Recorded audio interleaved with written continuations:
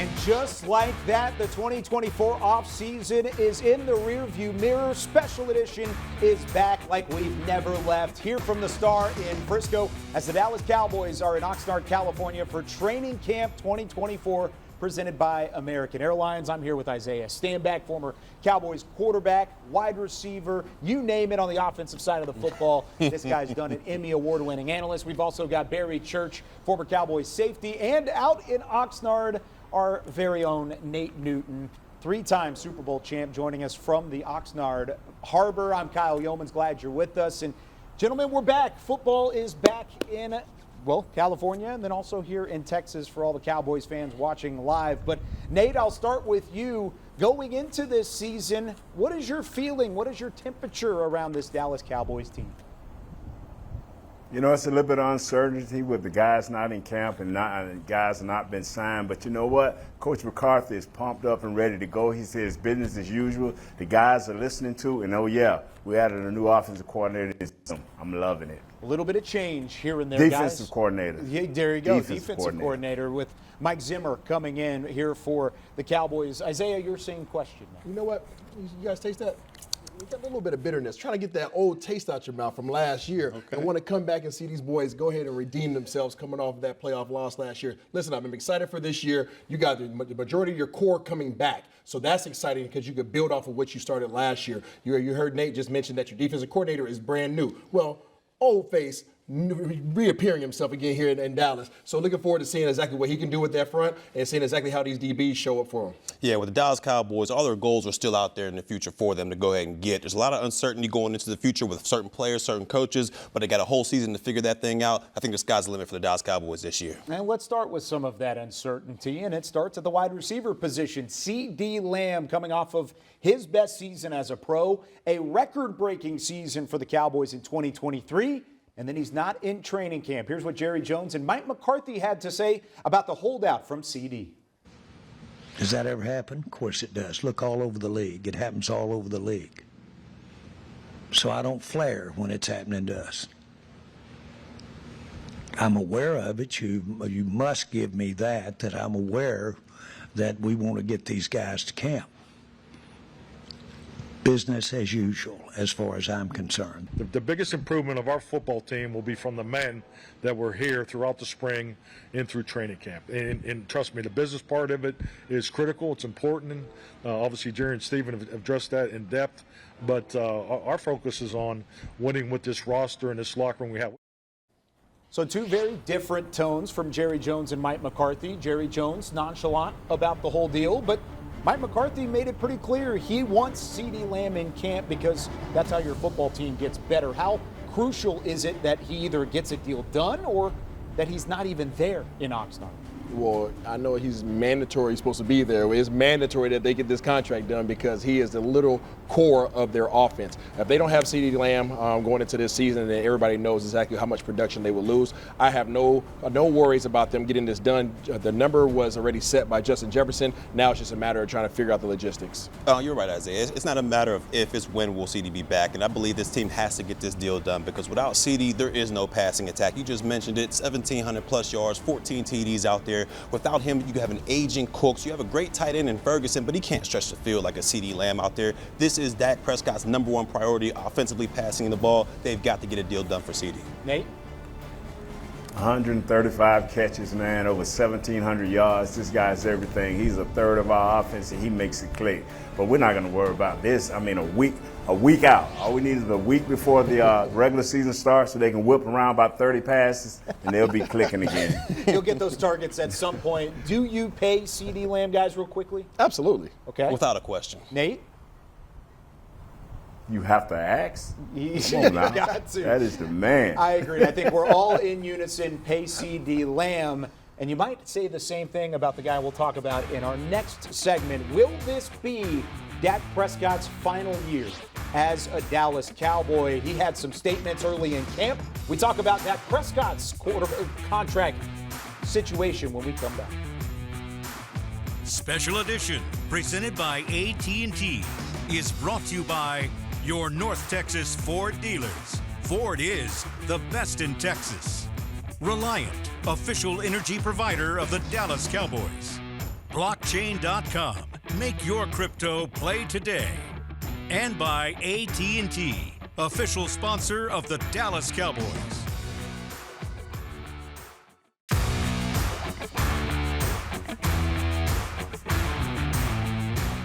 This segment is brought to you by your North Texas Ford dealers. Ford is the best in Texas. Welcome back into Special Edition from the Star in Frisco with Isaiah Stanback, Barry Church. We have Nate Newton live out in the Oxnard Harbor. I'm Kyle Youmans. And, of course, on Thursday, we got to hear from Dak Prescott for the first time, along with the Cowboys front office. And there were a lot of questions to be answered about his contract situation going into the final year of a 4-year deal that was signed back in 2020. And Dak had some heavy words on the subject. Obviously, I want to be here. Talking about growing up, this is where I've become a man. So, but at the end of the day, it's a business, and when I'm gonna say it, I want to be here. But when you look up, all the great quarterbacks I watched played for other teams. So my point in saying that is that's not something to fear. That may be a reality for me one day. May not be my decision. So an emotional and pretty candid Dak Prescott overall, talking about his contract situation and really what it brings to the table for this front office moving forward. Nate, when you look at Dak's contract situation and what he had to say there, where does your confidence level lie that he is a Cowboy going into next season? I'm not going to worry about it right now because I think they got a couple of weeks to discuss this with his camp to decide what they're going to do. But all Dak should be worried about, like Mike McCarthy said, is the next play, the next snap, and leading his team and bringing energy. Dak is a veteran guy. He's a great leader, and he should just leave it at that. And don't worry about it. The contract will take care of itself. Yeah, I'm confident that this won't be the last year that Dak wears a star on his helmet. You rarely see in the National Football League a top 10 quarterback in his prime reaching free agency with that team getting nothing in return. And that's what the Dallas Cowboys face if they allow Dak Prescott to reach free agency. So for me, they're going to have to get a deal done. I see him in the same type of boat as Ceedee Lamb. When you talk about this offense, without him, it doesn't click. So for me, Dak Prescott will be a Cowboy for the foreseeable future. Do not fear. Dak Prescott will be the quarterback for the foreseeable future in Dallas. The thing is, these guys have 3 big-time players that they all have to pay around the same period of time. And we already know the salary cap situation coming into this season. It wasn't great. So things have to get worked out. And that's what they have CPAs for. They'll get the salary cap moved around. So he understands that Ceedee Lamb has to get done first. Dak Prescott, he was one of the most productive quarterbacks in the league last year, top 3 easily. He's not even in the top 10 in terms of pay. So whether Dallas is paying him or somebody else is paying him, he knows he's going to get his money. But you saw the emotions there, how much he cares about this organization. I think the intriguing thing about those comments from Dak on Thursday was that it was surreal to hear him even talk about the option of playing beyond his Dallas Cowboys tenure. And just sprinkling that in there, I think, does sprinkle in some doubt along the way for Cowboys fans. I'm in the same boat. I think he will be back for the 2025 season, but there's some work to be done, obviously, between both camps. Now, the Cowboys will also be without another former All-Pro. You've got Trevon Diggs headed to the physically unable to perform list, the PUP list. He can be pulled off of this list at any point after he was injured with that ACL tear back in September. How crucial is it to get him back in the fold, Barry? That's extremely crucial for him to be back in the fold. But I think it's a smart move for Diggs and the training staff to put him on this list because you always see it time and time again. Guys with ACL injuries like this come back a little bit too fast. We saw it with Michael Gallup last year. After the injury, he was never quite the receiver he was before that. So we don't want that to happen with Diggs. I love the fact that he's going to start this thing off slow and get back. And they got to make sure their number 1 corner out there is ready to go at the top level of his game.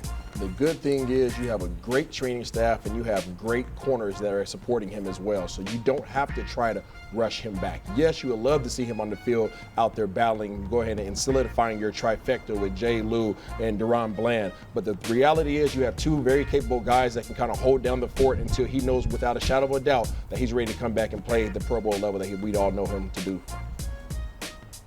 You saw that with Terrence Steele, and we saw it with Gallup. I mean, you can be physically ready. They can clear you to say, hey, you're physically ready to play. But it's a mental game that you have to go over and over in your mind and get repetition after repetition in practice and in the training camps that will make you know that you can play in the game. I would just have him on the pitch count. I said it last year for Steele, the year before with Gallup. I just don't like when you throw him back out there. I like a snap count. This is where these guys can build their confidence and play at the top of their game. When he is back and ready to be in the fold, he'll join a group of 8 All-Pros from last season. He'll be another All-Pro formerly that will be back in the fold for the Dallas Cowboys. So well wishes for Trevon Diggs. And by the way, you mentioned Michael Gallup, Barry. Want to well wish to Michael Gallup as well as he enters retirement during his time with the Las Vegas Raiders. When we come back, Nick Eatman sits down with Stephen Jones out in Oxnard, California. We talk to the Cowboys COO when we come back.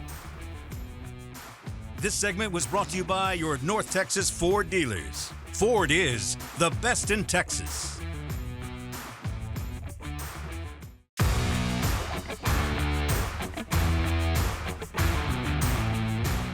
This segment is brought to you by the NFL Fan of the Year, presented by Captain Morgan. It wouldn't truly be a return to Special Edition in the 2024 season without a chat with Cowboys COO Stephen Jones. Let's head out to Oxnard, California, where Nick Eatman sits down with the Cowboys front office. What's up, Cowboys Nation? I'm Nick Eatman here with Stephen Jones, Cowboys Chief Operating Officer, and we're here at Oxnard, California, Training Camp 2024. And I'm not supposed to do this, Stephen, especially with the people back at home in Dallas, but it's a little chilly, it's a little cold. You're not supposed to say that. No one wants to hear that, but man, that's why you're here. That's why you guys come here to get great training weather. Hey, sitting here in this shade, I wish I'd have thrown my sweatshirt on to come out here and do this, but it is fabulous. And of course, my favorite time of year. Hope springs eternal, obviously. We're so fired up to really get our guys out on the field. And, you know, obviously there's, going to be some discussion because Ceedee's not going to be here to start camp, but we also didn't have Zach Martin last year. So, you know, that's part of our business, and certainly it goes on around the league where people aren't reporting. But, Ceedee's a great player. I know he's in great shape. I know he spent time with Dak away from this facility, so I know they're getting their timing down.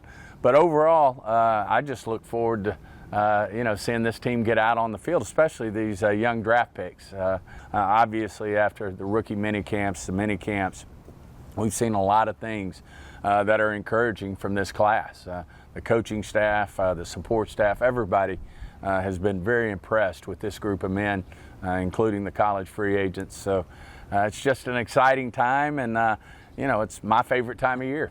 Did you steal my notes? Because I was supposed to ask you about the Ceedee and the rookie class, and you answered them all before I even asked. No, I will go back to the Ceedee part. And like you said about Zach Martin, how much do you spend? I know you can't get in negotiations, but how much do you spend on a daily basis kind of checking in, especially when it gets to this part of it? Does it kind of ramp up a little more? You want to discuss these things even more at training camp? You know, we've had discussions, all off season with both Ceedee and Dak and his representatives. And these just aren't easy deals. You've got a quarterback who was second in MVP in voting, and, obviously, he's going to be very well paid, as he should be, as one of the top quarterbacks in this league. And, we're trying to work that around 2 players that could be, they'll argue that, they're the best non-quarterbacks in this league. So, we're blessed in that we have these 3 players, but it's also a challenge from a salary cap standpoint, and we have to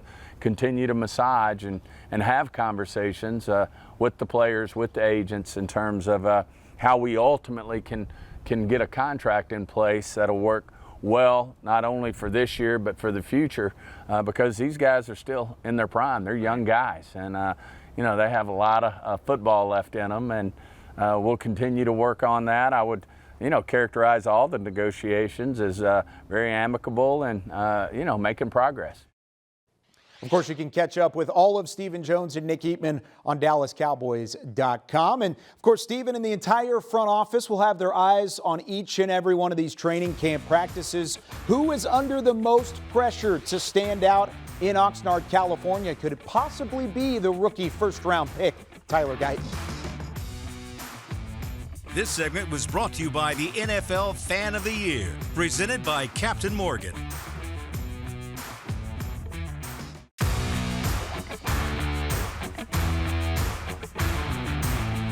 mean, it makes it so easy. I mean, he's already a hard worker. You know, he's eager to learn. You know, we've gone over the playbook. We've done those things. And so I think the biggest thing for us now is just being consistent, you know, continuing to put in the extra work when we need to so we can be as good as we can be as a left side.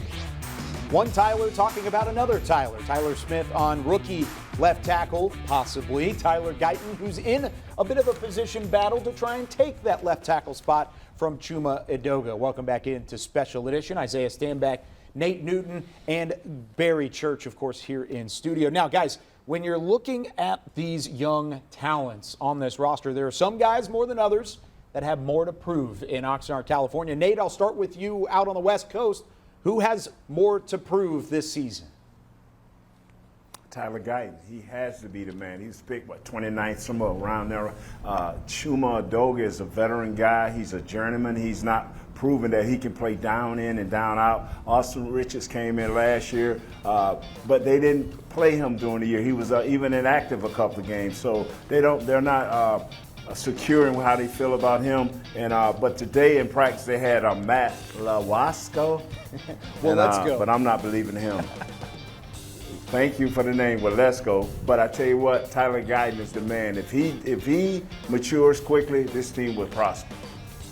Yeah, I'm going to have to go with Overshown on this one. This one, to me, last year's second-round pick linebacker, you saw big-time flashes from this guy last year before he got injured. It was all sideline to sideline speed here, there. He was blitzing from all over the place. He can be that added chess piece like Micah Parsons was, where you can blitz him in the middle. You can blitz him on the outside. His college tape has shown where he has the ability to get after quarterbacks out there. I think he can provide some more size to that second level. We saw last year what happened when the linebacker depth was depleted. They had to put Marquise Bell in there, and teams were taking advantage of that undersized linebacker core.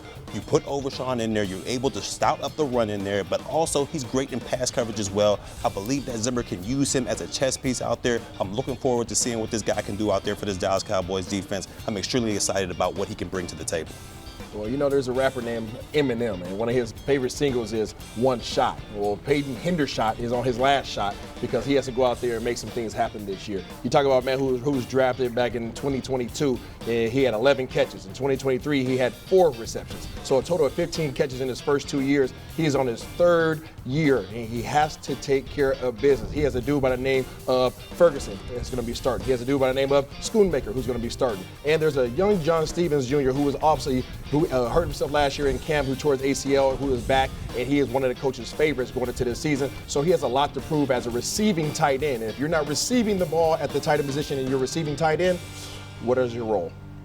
And mine is going to be Mozzie Smith. I think overall, Mozzie Smith has more to prove than anybody else on this entire roster because they need him the most out of any guy on this entire roster. You talk about a first-round pick, a defensive tackle from a year ago that just never lived up to the expectation. He never lived up to the hype, and he has an opportunity not only to live up to the hype, but to be the starter in the rotation. So it's really Mozzie Smith or no one on the interior of that defensive line, and he has to show out this year, or else you might have to look to invest in that position moving into the future. So Mozzie's on that list. I think you could also throw Trey Lance on that list 100%. As well, because as the backup quarterback, he has a chance to be the number 2 quarterback over Cooper Rush. Lots to look forward to going into training camp. But when we come back, how about a successful training camp? What will it take for Mike McCarthy and company to feel good about what they're doing on the West Coast? We'll talk about the keys when we come back.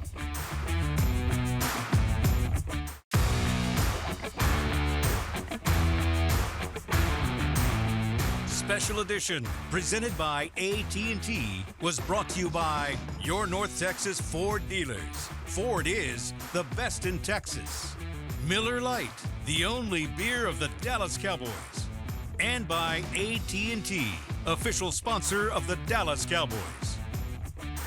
Tying a bow on the first episode of Special Edition in the 2024 season with Isaiah Stanback, Barry Church, Nate Newton out on the West Coast. I'm Kyle Youmans. Nate, keys to a successful training camp for the Dallas Cowboys. You said it earlier, Kyle. It has to be Mozzie Smith. He has to show out and be a dominant player. I'm rocking with chemistry and confidence. With a new defensive coordinator and that same personnel, it's going to be more challenging than what you believe. And for me, whatever you have to do, get number 88 back out to Oxnard so he can connect with Dak Prescott out there. And for my undrafted guys, make sure you become best friends with the special teams coach. It'll go a long way, trust me. Somebody find Bones Fossil and get into his hip pocket and make sure that he is on your good side. For Barry, Isaiah, Nate, I'm Kyle Youmans. We'll see you next week.